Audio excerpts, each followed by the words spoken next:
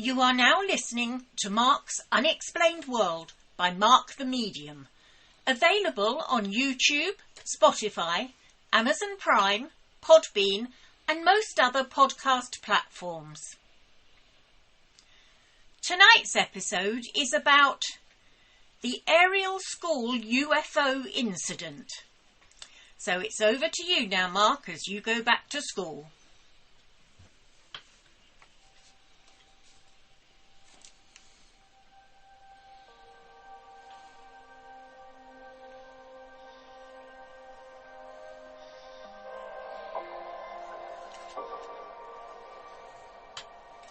On the 16th of September in 1994, just outside Rua in Zimbabwe, 62 pupils aged between 6 and 12 at the local school claimed that they saw not one but many silver craft descend from the sky and land on a field near their building. Some of the children even claimed that one creature, or more, was dressed all in black and then approached and communicated to them by telepathy a message with an environmental theme, which as a result in turn frightened them and caused most of them to start to cry. In a 2023 Netflix documentary series called Encounters, a former student named Dalin claimed that he was behind this incident. He claimed that he purposefully told his classmates and other students that a shiny rock in the distance was a UFO. Darling also claims in the Netflix documentary, which directly contradicts any claims he made on camera 15 years prior, to describe the UFO as having a light that would flash a different colour in the sky. Some sceptics over the years have described the supposed UFO incident as one of mass hysteria. However, not all the children at the school that day stated that they ever saw anything. But several of the children who were at school that day still maintain that their account of the Ariel School UFO incident to be a real account. Greetings, Unexplainers. Thank you for tuning in once again and listening to this extraterrestrial episode of Mark's Unexplained World. My name is Mark Hughes. I'm a psychic medium, a ufologist and a true crime buff. And just to give you a little better idea of who I am and what I do, every Monday night I do a podcast on the various subjects under the Unexplained banner. These include ufology, hauntings, disasters, and all sorts of paranormal phenomena, including true crime, unsolved crime, and missing people. So, if you are listening to this show on YouTube, please give us a review and a thumbs up, and subscribe to my channel. And if you are listening on any of the other podcast platforms, again, give us a like and a follow. In this episode, I'm going to tell you about the unidentified story surrounding the Ariel School UFO incident. And this week's necessary disclaimer. Well, to be honest with you, this episode is pretty child-friendly, so sit back and enjoy. But remember, all opinions and comments are strictly my own, but the facts of the case still remain. I also apologise if I pronounce anything incorrectly. My English, although it is my first and only language, can sometimes be out of this world. Did you see what I did there? Yeah, anyway, enough of this tomfoolery. On we go with the show. Zimbabwe, or otherwise officially known as the Republic of Zimbabwe, is a landlocked country in southeast Africa between the Zambezi and Limpopo rivers, bordered by South Africa to the south, Botswana to the southwest, Zambia to the north, and Mozambique to the east, with its capital city being known as Harare. Robert Mugabe became the Prime Minister of Zimbabwe back in 1980, when his ZANU-PF party won the general election following the end of white minority rule, and he has remained the country's dominant party since. From 1987, he became the president of Zimbabwe after he converted the country's initial parliamentary system into a presidential one until his resignation. Under Robert Mugabe's authoritarian regime, the state security apparatus dominated the country and was responsible for widespread human rights violations. In 2017, in the wake of a year of continual protests, his government, as well as Zimbabwe's rapidly declining economy, a coup d'etat resulted in Robert Mugabe's resignation, and since then Emmerson Mnangagwa has been serving as Zimbabwe's president.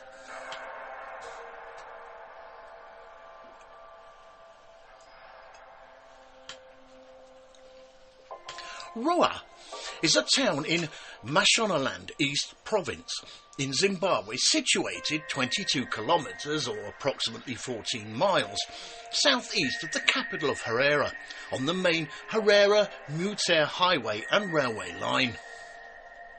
It mainly serves as a small administration and trading centre for the surrounding mixed farming area, and in recent years has grown rapidly to become a popular area for people moving out of the Harare capital. Rua itself falls within the Sikh community, and in the 2005 parliamentary election elected Phineas Kihuta with a majority of over 6,000 votes. Ariel School itself was generally known as an expensive private school, with most of the pupils being from wealthy white families. And according to their website, it is an independent primary school which is a member of the ATS, which stands for Association of Trust Schools.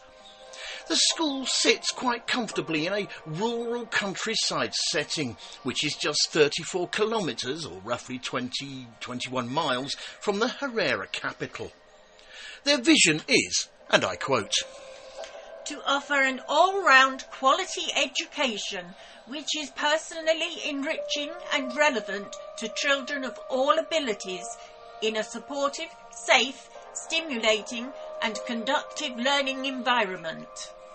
With their mission statement being, and again I quote, "To maximise the opportunity for individual achievement by recruiting motivated and qualified staff, by developing progressive and innovative practices, and by providing a global curriculum and resources programme."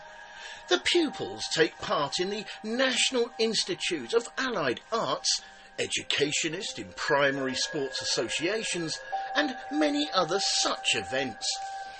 The pupils themselves are encouraged to lead an active life with sports such as hockey, tennis, soccer, athletics, swimming, cross-country running and cricket, with all these sports on offer regularly being chosen to be represented at a provincial level.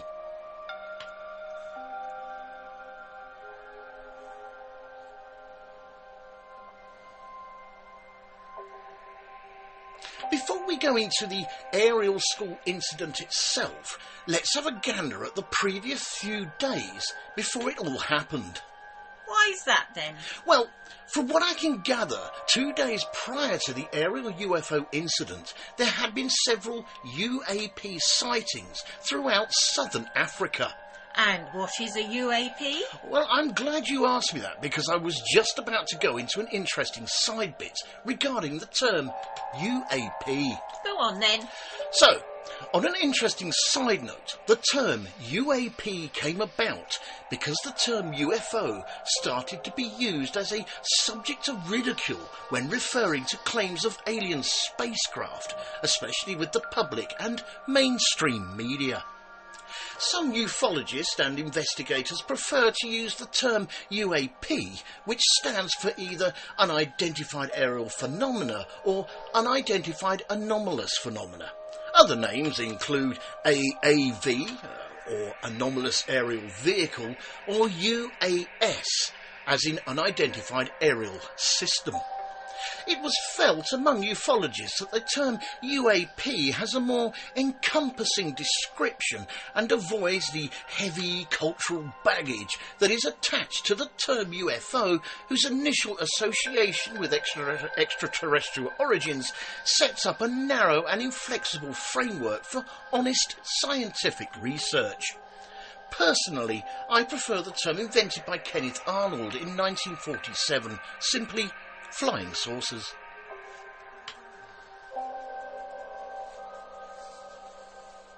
As I mentioned earlier, a few days before the Ariel School incident came about, there had been several UFO sightings throughout southern Africa. These included numerous reports of a bright fireball passing through the night sky, with many people answering ZBC, or the Zimbabwe Broadcasting Corporation's radio's request to call in and describe exactly what they had seen.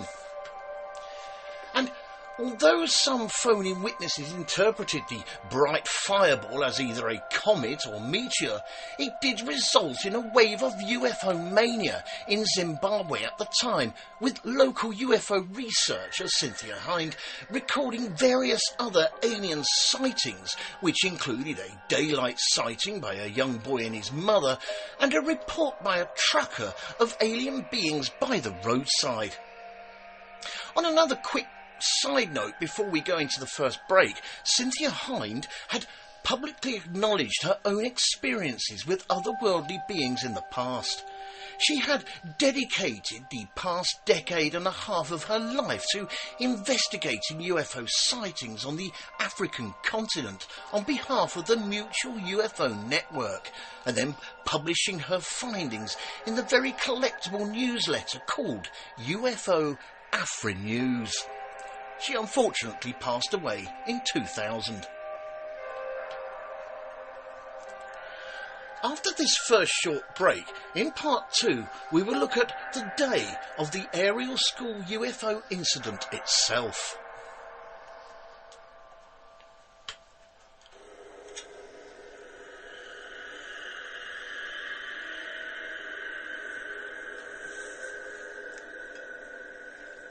This show is brought to you courtesy of Neil Packer and the Haunted Antiques Paranormal Research Centre. Find them online at www.hauntedresearchcentre.com or at 9 to 11 Regent Street, Hinckley, LE10 1AW. Open on Saturdays from 10 a.m. to 4 p.m. for guided tours of the haunted rooms at just £3 per person. Booking is essential at all times, and over 16s only, please, unless accompanied by an adult. The haunted rooms are extremely haunted, and paranormal activity could and has taken place at any time. Some areas and particular objects or items can be quite scary and unnerving. Membership is available for £25 to qualify for selective offers. And why not download the app, available on both iOS and Android, for only $3.99. to keep up to date with what is coming up at the centre. Thanks for listening to Mark's Unexplained World. If you are interested in parapsychology, quantum sciences, and true encounters with the other side, you may wish to visit The Weird Walk Home. That's my show on YouTube. Also, stay tuned, because After Dark with Tilly and Mark is creeping your way in June. Additionally, if you are interested in weird sciences, you may like to purchase my brand new book on Amazon. That would be Weird Time by Tim R. Swartz. It features lots of strange explanations and encounters with time from myself and other notable names like Lon Strickler and more. Thanks for listening.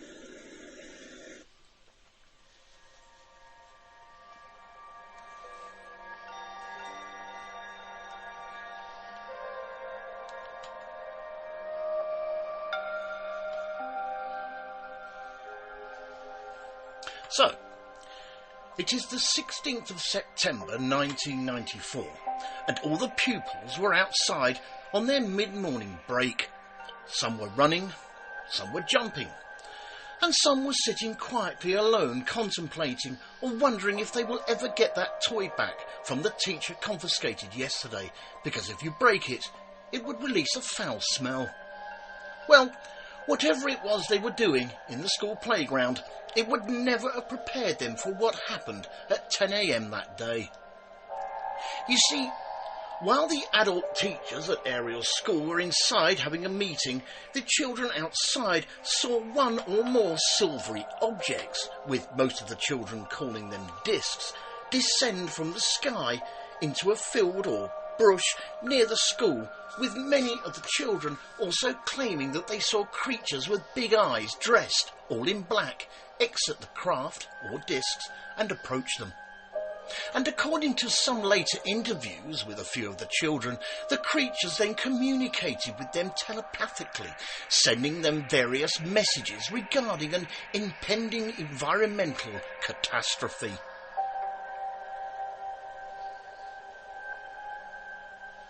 With the entire incident only lasting about 15 minutes, when it was all over, the children then returned to their classes and told their teachers what they had all just witnessed outside. However, the teachers, rather unsurprisingly I must admit, dismissed the children's claims and tried to carry on with the day's lessons.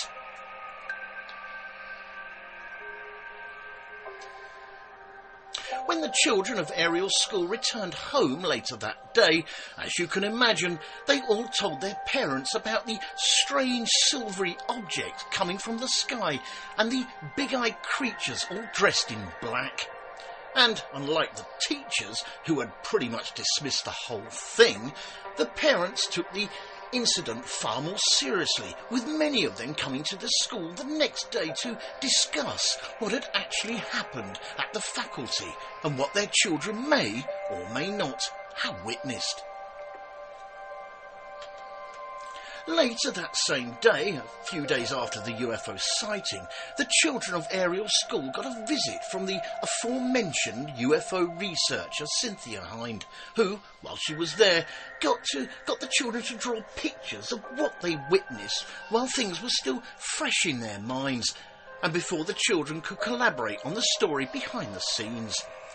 After the children drew their pictures of the incident, Cynthia Hind then interviewed the children in small groups. She found that the children's reports were indeed credible, mainly because they were consistent across cultural and economic backgrounds, even when she reasoned that such backgrounds should have produced very different visions of an alien encounter.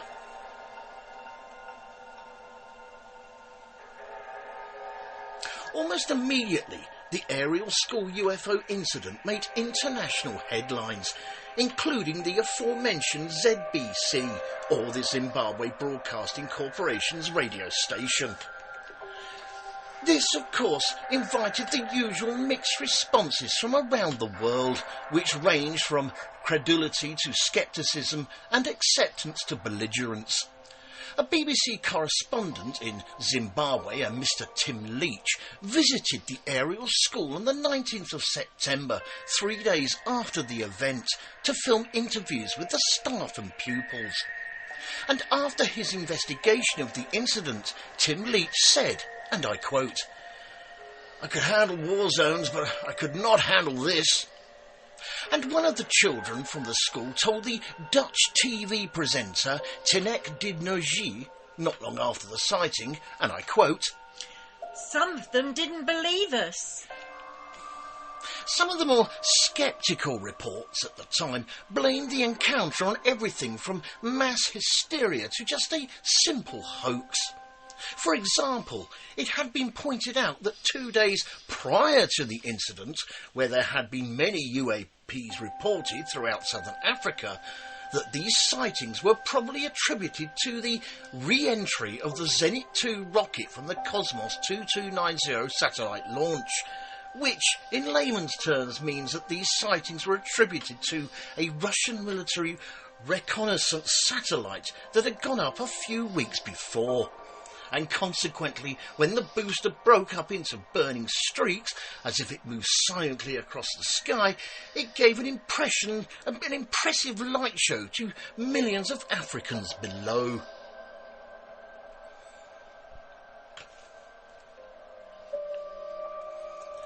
In the September of 2011, the aerial school UFO incident even made its way into an article on mass hysteria in the Malawi Medical Journal, where the author Demobli Kokota wrote, and I quote, "Virtually every single one of these 62 children iterated the exact same story with the same details, and none of them had gone against his or her story.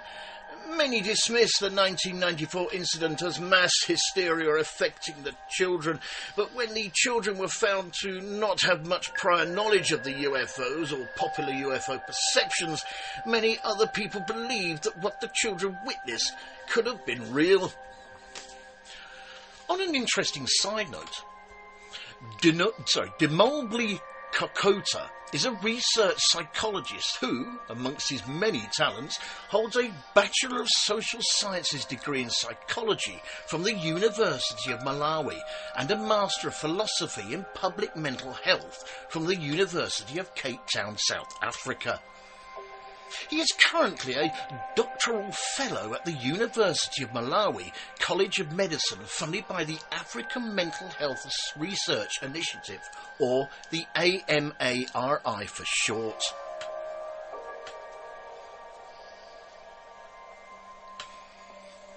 After this second short break, in part 3, we will look at a visit to the aerial school from the University Professor of Psychiatry and Pulitzer Prize-winning author John Mack, and the aftermath of the incident.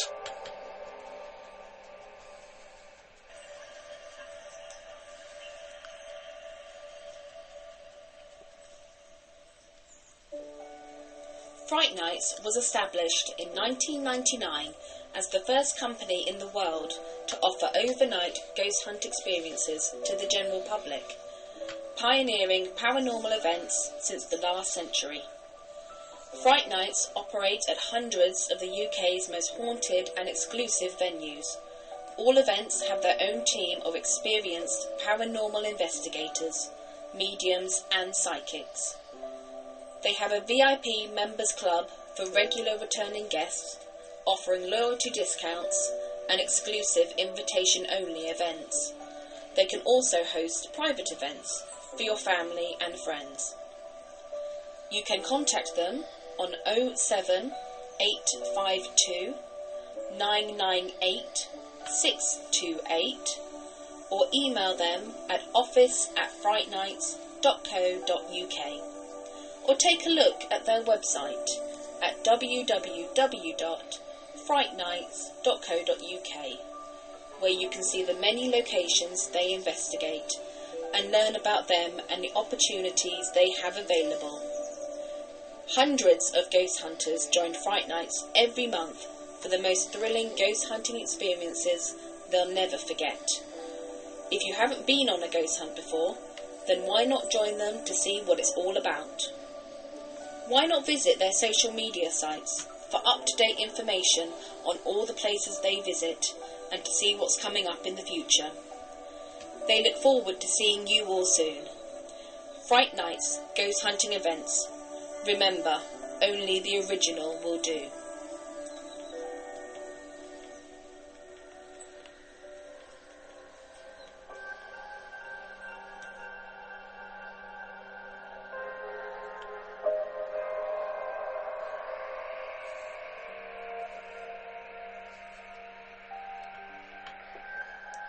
Soon after the UFO incident, the Harvard University Professor of Psychiatry and Pulitzer Prize-winning author John Mack decided to visit the aerial school to interview some of the witnesses.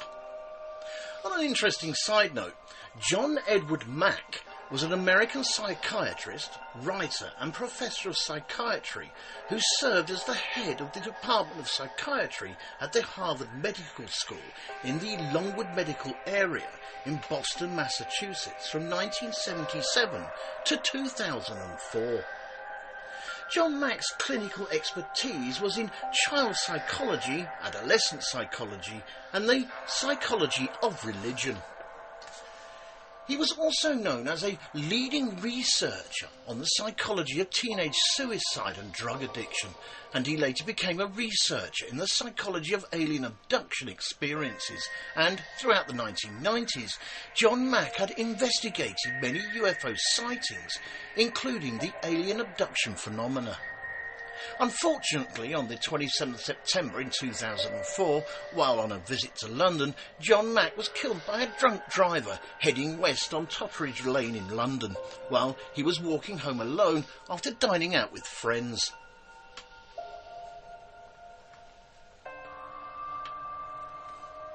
John Mack, along with the aforementioned UFO investigator Cynthia Hind, interviewed many children between the ages of 6 and 12. And according to the interviews, the children said that they had seen one or more silver objects, usually described as discs, appear in the sky that night. The children's interviews continued with the details regarding the UFOs floating down to the small field of trees just outside the school property. And then they began to speak of the 4 strange creatures, all dressed in black, exiting the craft and approaching them, giving them the telepathic message regarding the Earth's environment, and that it was at this point when some of the young pupils ran away and the older ones stayed put, with strange, all-in-black creatures then returning to their craft and flying away. I think it's only fair here, and I should point out that the telepathic message aspect of the story was not included in Cynthia Hind's report, only John Mack's, although Cynthia Hind did report it at a later date.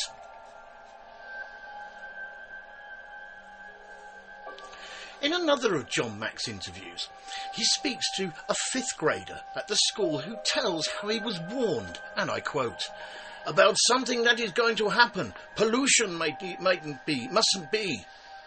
And an 11-year-old girl explained to John Mack, and again I quote, "I think they want people to know that we're actually making harm on this world, and we must not get too technologed."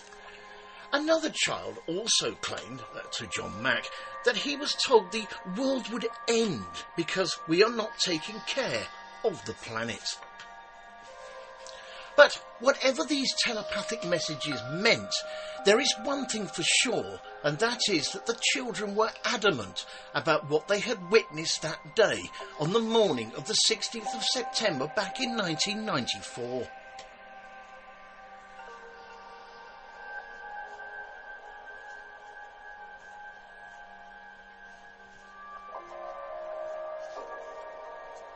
Curiously enough, UFO investigator Cynthia Hind noted that the different cultural backgrounds of the children gave rise to different interpretations of what they had seen that day, and that most of the children did not even believe that what they had witnessed was in fact extraterrestrial, noting that some of the children thought that the short little beings were Tikaloshes. A Tikalosh in Goonie mythology is a dwarf-like water creature who is known to be very mischievous and an evil spirit that can become invisible by drinking water or swallowing a stone. Tikaloshes are called upon by malevolent people to cause trouble for others. At its least harmful, a Tikalosh can be used to scare children, but its power can extend to causing illness or even death to its victims. Protection against Tikaloshes includes traditional methods such as raising the bed off the floor or interventions by spiritual figures like pastors with an apostolic calling, or traditional healers who are seen to possess the power to banish them. The Tikalosh is often referenced satirically to judge the influence of superstition on behaviour and society. However, they are mainly creatures of South African folklore.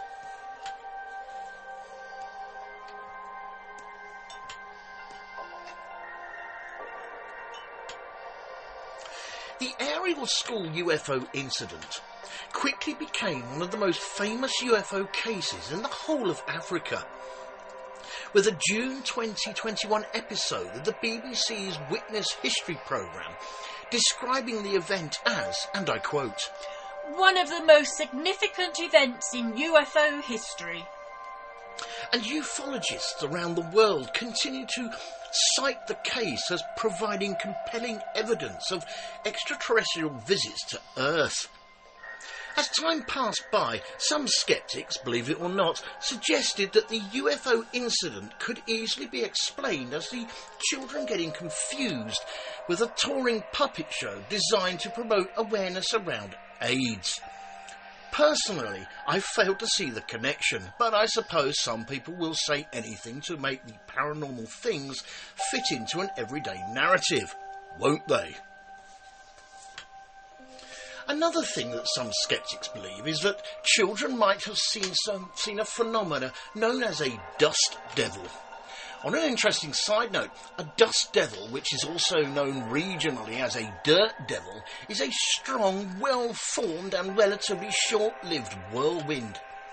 Its size ranges from 18.5 inches wide and up to a few metres tall to more than 10 metres wide and more than half a mile tall, with its primary vertical motion being upward.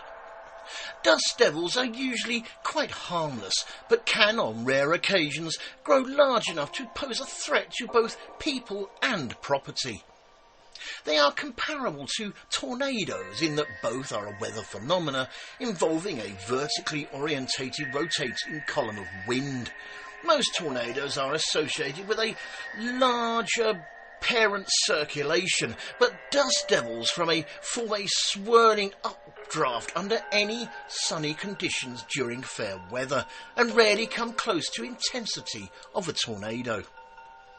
And again, I personally fail to see the connection between an updraft of wind and an all-in-black telepathic creature exiting a flying saucer, but some people obviously can. In 2014, the Mail and Guardian newspapers in the United Kingdom spoke to one of the witnesses from the Ariel School UFO incident who claimed that she fears the all-in-black creatures will return and that she can, and I quote, "sense when they are coming back into the atmosphere." And in 2016, another witness called Emily Trim exhibited paintings that she described as a, and I quote, "manifestation of the messages I received from the beings that day." And in the June of 2021, a Barstool sports writer, a gentleman just going by the name of Czar, spoke in an interview about being a pupil of the Ariel School on that day.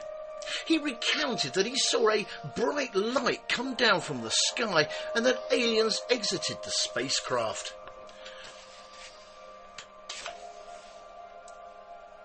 And on a final note, a Mr. Jerome Clark, who is an American writer specialising in unidentified flying objects and other paranormal subjects, and who writes for the 14 Times magazine, said of the Ariel School UFO incident that it is the, and I quote, most remarkable close encounter of the third kind of the 90s.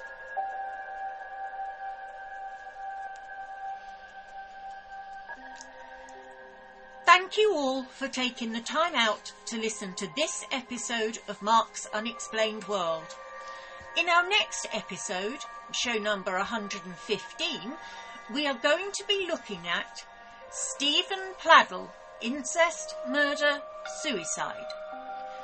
On the 12th of April in 2018, Stephen Walter Pladdle, a 43-year-old man from Knightdale, North Carolina, murdered his biological daughter, 20-year-old Katie Rose Fusco Pladdle, with whom he had been engaging in an incestuous relationship with.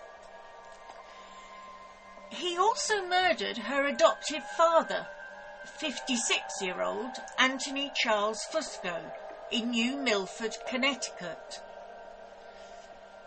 and then went on to murder his and Katie's own 7-month-old child, named Bennett Kieran-Paddle, and then finally committed suicide of himself in Dover, New York.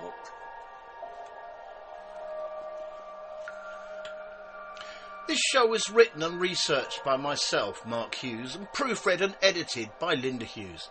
The pronunciations, although I think they were getting better, of all the names and places was all mine.